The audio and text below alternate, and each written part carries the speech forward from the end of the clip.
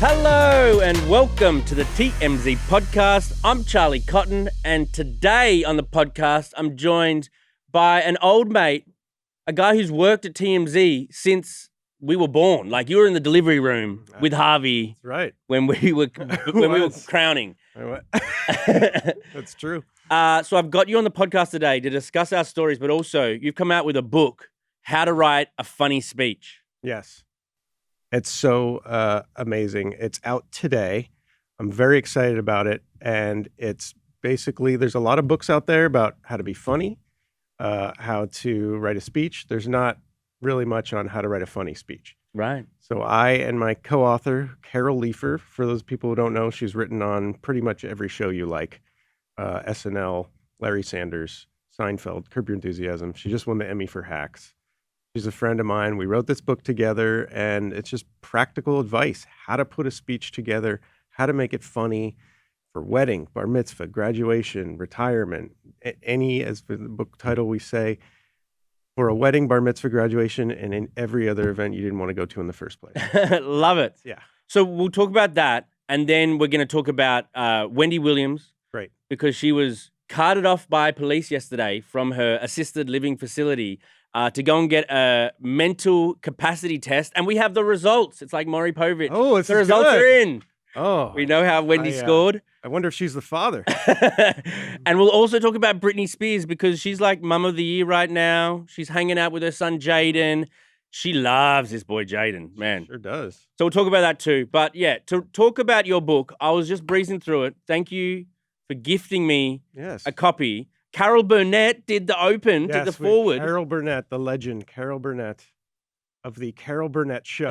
Yeah, you may know her from. If you don't know, look it up. She's one of the greatest of all time to ever do it. So give us, I know this might mean people don't need to buy the book then, but I'll give some tips. Give us some tips. How do we write a funny speech? These are the problems. Okay. These are two of the biggest problems. One, too long. Okay. And we've all seen speech. Here's the thing. Speeches are not good when you go to these events. Most of them are not good. They're bad. We need to stop this. They need to be better. They're too long. They ramble on and on and on. 5 minutes. You don't need more than 5 minutes. Do a good joke. joke. Go less. Yes. Get in, get out. People think they need to put in everything they know about the person in these speeches. You don't.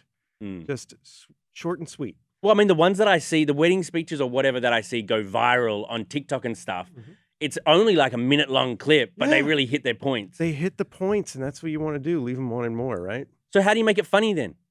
Well, that's a whole step we take you through too. Now, that's a process where we kind of bring you through, okay, what you need to do about researching the people and, kind of getting information on them.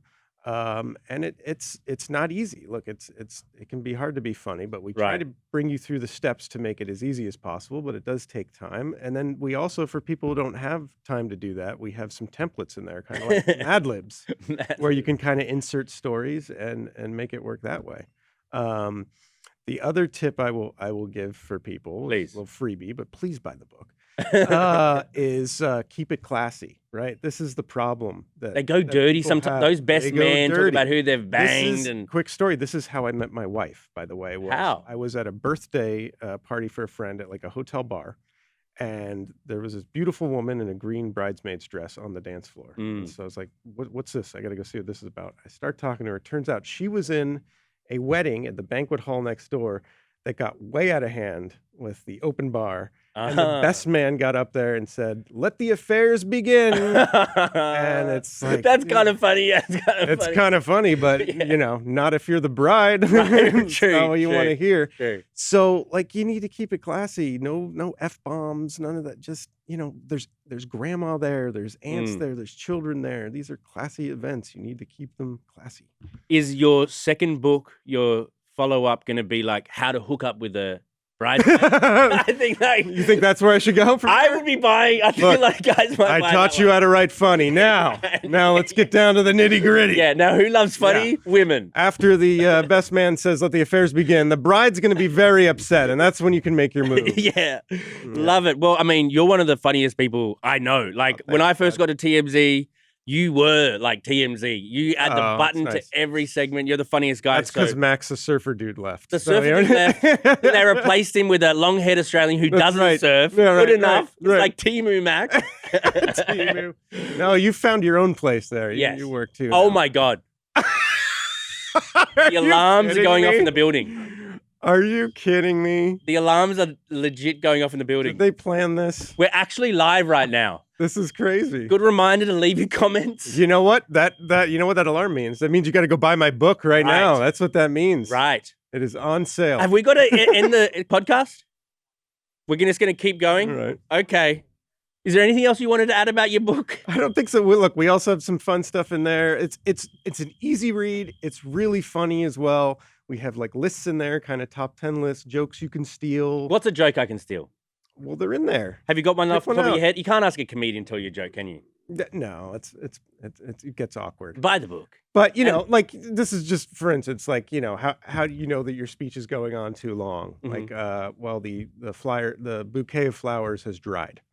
Right? I mean, stuff Yeah, like that. yeah. It's like jokes like that. And then we also have some speeches in there that, like, from the point of view of their characters, just have fun. So we have like Han Solo giving his bar mitzvah speech to Chewbacca. Oh, they're getting married? Yeah. Well, they're not getting married. It's bar mitzvah. He's Oh, giving a yeah. toast Oh, at bar the mitzvah, bar mitzvah. Oh, wow. I didn't know he was Jewish. That's a Jewish rite of passage. Yeah. Well, fantastic, mate. Yeah. I can tell this would be a good like gift for like a groom to give a groomsman, or you know what I mean? Like it seems like a fun gift. Yeah. It's totally great gift. You're gonna love it. You're gonna want to get it. It's a beautiful book. It's great. Now onto It's on Amazon and anywhere you buy books right now. Amazon and How to Write a anywhere you Funny buy Speech. books. Type in how to write a funny speech. You're gonna see it. It's blue. It's a little light blue. Love the color, man. Yes. Love the color All right. most of all. Let's get down to business though. Let's get down to the real funny of this episode. Wendy Williams. Mm-hmm. Wendy Williams, not funny. She was taken off by cops yesterday. They were taking her to go and get like a test to tell how mentally capable she is. Mm-hmm. And she scored 10 out of 10. I mean, that seems really good. I'm curious what this psych exam is, by the way. Do we know what this means? They just said 10 questions to determine if she's alert and oriented. Yes. So, I mean, it doesn't sound like a high bar, but neither should it be for someone who's 5150. Right. You know what I mean? Right. Well, sure. Yeah. It probably isn't that crazy. I mean, like, of a test, it's got to just, are you alert? Are you okay? How many fingers am I holding up? Right. Do you know what fingers are? Yeah. Like, sort of thing, right? Exactly. I guess. But she aced it. Still not sure whether or not they're going to let her out, though, because she was diagnosed with frontotemporal dementia. And, like, she's still diagnosed with it. They still say she has it. She disputes it, says she's misdiagnosed. This capacity test was part of her trying to get to the bottom of it. Right. I don't know. The judge will have to decide whether or not, she is in her right mind enough that she doesn't need to be cared for this whole time, because this guardian she's got, who's like, it's her versus the guardian right now, and it shouldn't be that way. Right. No, exactly. And so, I mean, when does she get, does the judge decide if gets re-examined for a diagnosis, if she was misdiagnosed? Yeah, like So he'll it's down to the judge. Or she. Okay. Or she. The judge could be a she. Oh, she, right. Yes, of course.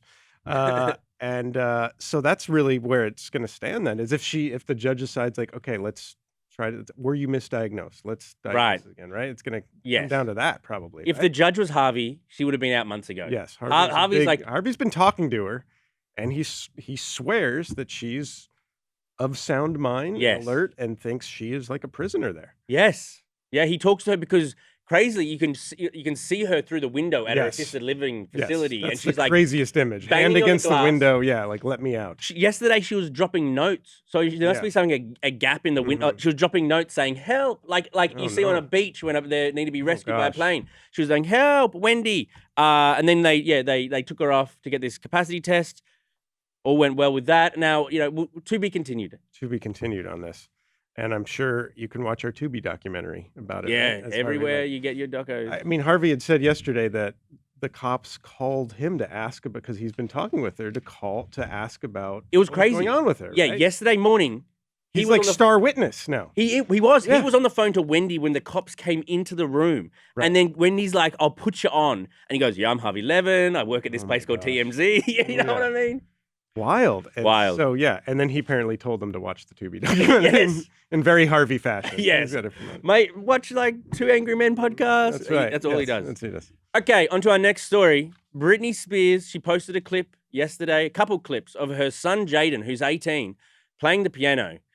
He's pretty good. He's good. And doesn't she know it? Let's play the clip now. That's sick. Well, that was really good. Ah! My son just played. Oh my God! I felt it in my bones and my heart and my lungs and my ass and my throat and I'm scared. Yes, sir. Yes, sir. Hello. Whoa. Okay, so Amazing. should we talk about the positive side of this first? Sure. Let's go positive. She's like reuniting with her son. It's beautiful. It is like That's that they've great. been I like mean- estranged. I think every mom can relate to this of just like being proud of your son for doing something, proud of your kid. Yeah, they haven't hung out that much. Yeah. Like he's been in Hawaii Right. with Kevin Federline, Right. and his older brother Sean Preston is 19, so he's a year older. Like Right. we don't know how much they've hung out. We know that Jayden Mhm. and Brittney were together on Christmas Day. What she Yes. described as the best Christmas ever. Best Christmas ever, which says a lot because when you're little, there's Santa. Yeah. And that's pretty great. So Yeah. that shows you how much he cares about the kid. Absolutely. If Jayden's in her stocking, even better. Yeah. So yeah, I mean, for her to be posting this and enamored with her son, it means that they've like rekindled. I think like Jayden wants to move over here. Clearly, he wants to be a star of some degree, and Yes. you can't do that with Kevin, the dad. You got to Right.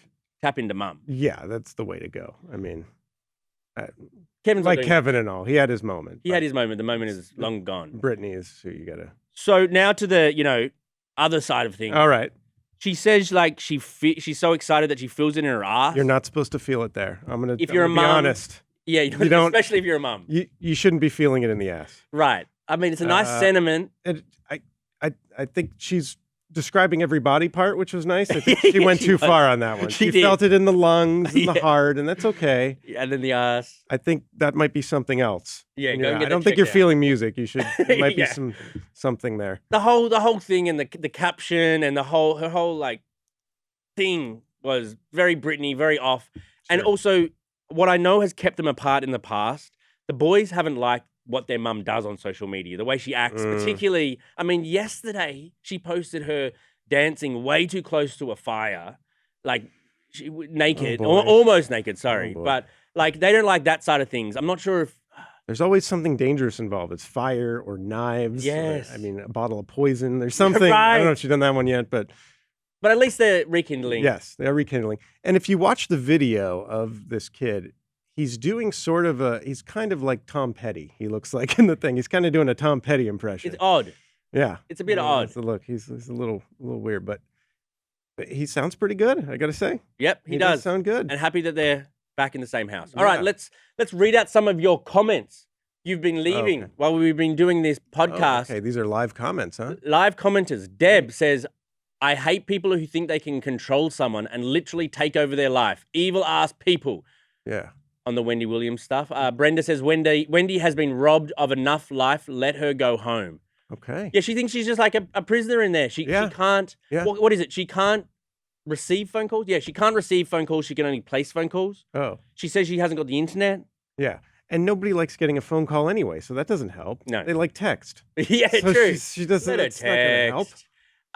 Bethany remembers you, Rick, from back in the day. Oh wow, awesome! Because you were like the original. I thought when I saw that right there, I thought because I love that guy. I remember him from years ago. I thought you were talking about the Brittany's son. I was like, Right. oh really? from years ago when he was a toddler. Thanks, Bethany. Yeah, I was the guy in the back just shouting out jokes. Yes. Yeah, You were. You I were here for a was. long time then. What did you do? You went back to Ellen or something? I went to Ellen. Yeah, I was at Ellen as a writer for the last 6 seasons. And then you came back here. Now you write Came for back. us. No, The I'm silly writing voice. producer Is the again. silly voice? It's not your voice, is it? No, it's Chris Reed. Right. It's the silly voice, but we write the voiceover packages. Very nice. Yeah. MM says, my niece is the maid of honor in a wedding this summer. I think I will send this to her. Yes, please do. It's a great gift. It's a great gift. I can see this just being a very go-to gift when there's an event coming up of some degree because it's funny, but also it's like instructional. That's what we wanted. And it's from 2 pro comedy writers, right? I Right. mean, we've done it. We know what we're doing. Joanne asks, "Where's the other Charlie?" You know what? I got 2 positive comments and then one where's I get it. Well, I don't know where Charlie is. She takes a lot of time off, Yeah. that girl, doesn't she? What she's doing is she's taking a psych evaluation right now. Yeah. And, so far, she scored 7. Yes. 7 right. We'll let you know on the other 3. Also, I got to do my own plug. Please. My new episode of Big Down Under came out today Yes. with the god of Australian radio, Andy Lee. I love this. Yeah. We don't know much about Australia other than, like Hugh Jackman and the people over here that, Kate Blanchett. Is she Australian? Yep. Sure. My favorite. Nicole Kidman. Yeah. Naomi But there's Watts. so many there. This is a big country, This is a Australia. big This is a country. lot of people there. We just don't know. Look, there's so many Australians who are in America that you know about. Like, per capita, we're Yeah. probably winning. Yes. But let me tell you. Yeah. The ones you love, they ain't got nothing on the ones you don't even know yet. I bet there's probably just people over there that are just immensely talented that we don't know about. And Andy you're- Lee. Yes. Andy Lee is one Radio of them. God. He's like the Howard Stern or what? How would you compare? Let's What call is him it? the Howard Stern. I mean, that's high praise. He's got the biggest You're right, radio I mean- show in the history of Australian radio. Right. Impressed? That's amazing. I am impressed. How long has he done it? Long time. Long brother. time. Long That's time. amazing. And you have him on your show. He actually came all the way to LA. He sat next to me here to You film the did? episode. Yeah. That's awesome. hmm That's great. Is there any Listen to that. Australian you'd like us to get on the show? Kate Blanchett. She's Can my we aim a favorite. little lower? Can we aim it much lower? What are my choices? Well, I mean, we've already got a wiggle. Is Paul Hogan still around? I mean, he was such an amazing part of my childhood. I think Paul Hogan I would be feel good. like he's gettable. He's gettable, but he's not very happening right now. No, he's not. But if he can get the shift off of Fantastic Sam's, where What's he cuts Fantastic where he Sam? cuts hair. Oh, If he what? can, no, I'm just being. I dare don't know say what he he's does. I doing. think he lives in Malibu, actually, just hanging out Really? in Malibu. Yeah. Oh, such an integral part of my childhood. Those movies. Oh, Crocodile Dundee. Killer. Crocodile Dundee walked so I could run. Yeah. And Steve Yeah. Irwin too. Yes. You know. Steve Irwin. Oh, you could Bindi Irwin. You could maybe get her. I thought you were going to say you could get the Stingray. Oh.